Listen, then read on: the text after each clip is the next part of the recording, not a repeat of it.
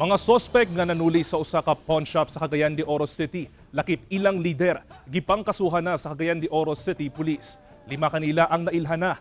Kapulisan mibarog nga dili mga fall guy ang ilang gipang kasuhan. Aniyang report.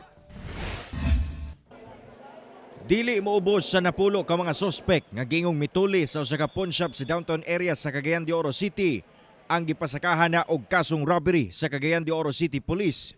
Sumala pa sa kokpo nga ang 5 niini lakip ang ilang leader na ilhan na og nabutang na ang pangalan sa giduso nga kaso.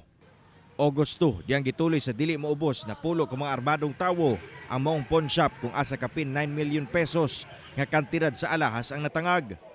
Atol sa sagunsong follow-up operation, na-recover sa kapulisan ang usa ka sakyanan nga giingong usa sa mga getaway vehicle sa mga suspitsado.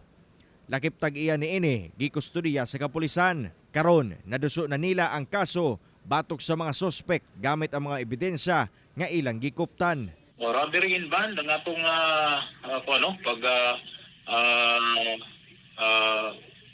file og criminal complaint ug magdepende na pud sa atong prosecutor's office ang pagtulutimbang sa atong gi-endorso nga kaso. Gibarugan sab sa kapulisan nga dili mga fall guy ang mga tawo nga ilang gipangkasuhan, inay mao gayud kuno kini ang mga sospek nga mihimo sa krimen. Kaya ang profession ug career sa atong mga concerned na police officers sa mahong pag-file sa kaso no ug base sa atong investigasyon ug pag-gather og information sa maong particular nga insidente na himong konkreto ang atong pagpasaka sa kaso kriminal ngadto sa buotan si Piskalya. Nagpadayon ang pagmonitor sa kokpo ngadto sa mga posibleng gipangtaguan sa mga sospek.